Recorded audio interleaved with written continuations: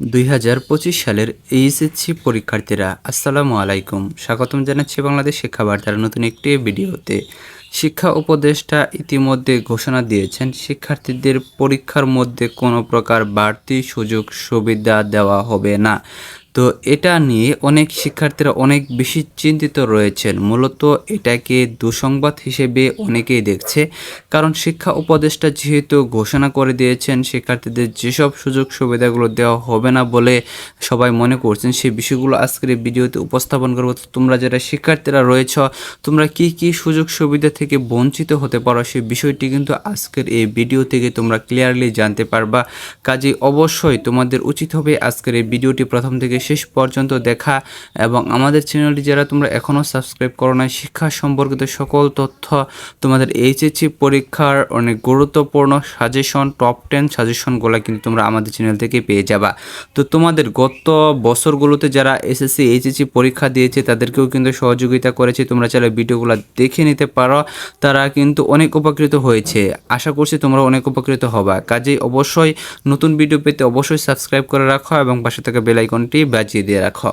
তো দেখো, তোমাদের যেহেতু শিক্ষা উপদেষ্টা ইতিমধ্যে ঘোষণা দিয়েছেন যে শিক্ষার্থীদের পরীক্ষায় কোনো প্রকার বাড়তি সুযোগ সুবিধা দেওয়া হবে না, তো এখন তোমরা কিন্তু এই মুহূর্তে যে পাবলিক পরীক্ষাটা রয়েছে সেটা হচ্ছে তোমাদের এইচএসসি পরীক্ষা। যারা তোমরা 2025-এ এইচএসসি পরীক্ষা দিবা, তো তোমাদের ইতিমধ্যে কিন্তু এসএসসি পরীক্ষার খাতা দেখা সমাপ্ত হয়ে গেছে। যারা 25-এ এসএসসি পরীক্ষা দিয়েছে, তো সামনে তোমাদের এইচএসসি পরীক্ষা। তো তোমাদের পরীক্ষায় কিন্তু যে গার্ডের যে বিষয়টি সোশ্যাল মিডিয়াতে অনেক বেশি আলোচিত হচ্ছে, সেটা হচ্ছে যে তোমাদের 3 ফিট দূরে দূরে কিন্তু তোমাদের আসন বিন্যাস করা হবে, অর্থাৎ একটা স্টুডেন্ট থেকে আরেকটা স্টুডেন্ট 3 ফুট দূরে থাকবে। তাহলে তো বুঝতেই পারছো যে এটা আসলে কতটা কঠিন হতে পারে তোমাদের শিক্ষার্থীদের জন্য।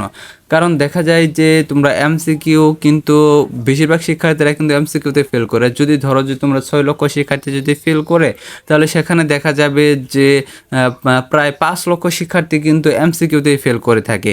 কাজে এখানে তোমাদের যদি 3 ফুট দূরে যদি তোমাদের আসন বিন্যাস করা হয়, 3 ফুট দূরে দূরে যদি তোমাদের বসানো হয়, তাহলে কিন্তু দেখা যাবে যে বেশিরভাগ শিক্ষার্থীরা কিন্তু ফেল করে যাবে এবং এই ফেলের হারটা কিন্তু অনেক বেশি বেড়ে যাবে। আরেকটা বিষয় হচ্ছে যে তোমাদের খাতা দেখার সময় যে তোমাদের একটা এক্সট্রা যে অ্যাডভান্টেজ দেওয়া হয়, একটা এক্সট্রা সুবিধা দেওয়া হয়, গ্রেস মার্ক তোমাদের যেটা বাড়িয়ে দেওয়া হয়, সেটা হচ্ছে যে তোমাদের ধরো তোমরা 1 নাম্বারের জন্য A+ পাচ্ছ না, অর্থাৎ 79 নাম্বার পাচ্ছ, সেক্ষেত্রে কিন্তু শিক্ষক কিন্তু তোমাদের 1 নাম্বার বাড়িয়ে দিয়ে 80 নাম্বার দিয়ে দিচ্ছে।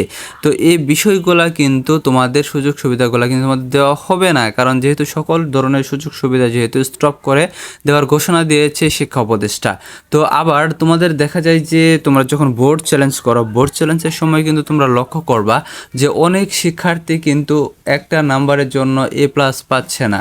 সেক্ষেত্রে কিন্তু শিক্ষার্থী বোর্ড চ্যালেঞ্জ করে এবং শিক্ষার্থীর রেজাল্ট কিন্তু এই গ্রেড থেকে A+-এ উত্তীর্ণ হয় বোর্ড চ্যালেঞ্জের মাধ্যমে। সেক্ষেত্রে তোমরা শিক্ষার্থীরা তোমরা যারা রয়েছে, তোমাদের যে 1 নাম্বার যে বাড়িয়ে দেওয়া হলো, সেই 1 নাম্বার যদি তোমাদের বাড়িয়ে দেওয়া না হয়, তাহলে কিন্তু তোমরা শিক্ষার্থীরা যারা রয়েছে তোমরা কিন্তু পরীক্ষায় কিন্তু ভালো রেজাল্টও কিন্তু করতে পারবা না। তো এই যে বিষয়গুলো রয়েছে, এই বিষয়গুলো কিন্তু তোমাদের অবশ্যই কিন্তু ভাবার বিষয় হয়ে দাঁড়িয়েছে। তো তোমাদের শিক্ষার্থীদের যে সব সুযোগ সুবিধাগুলো প্রত্যেকটা ব্যাচ তোমাদের পেয়েছে, তো তোমরা এইচএসসি 2025 পরীক্ষার্থীরা তোমরা কি দোষ করেছো যে তোমাদের এই সব সুযোগ সুবিধাগুলো থেকে বঞ্চিত করা হচ্ছে? তো এই বিষয়টা নিয়ে কিন্তু সোশ্যাল মিডিয়াগুলোতে অনেক শিক্ষার্থীরা কিন্তু অনেক ধরনের পোস্ট করতেছে, অনেক বেশি আলোচনা হচ্ছে, অনেকেও কিন্তু আন্দোলনের কথা বলছে। তো দেখো, তোমাদের কি কি সুযোগ সুবিধা দেওয়া হবে বা দেওয়া হবে না, সেই বিষয়গুলো কিন্তু পরীক্ষার আগ মুহূর্তে কিন্তু প্রকাশ করা বা সিদ্ধান্ত নেওয়া কিন্তু কোনোভাবে উচিত নয়।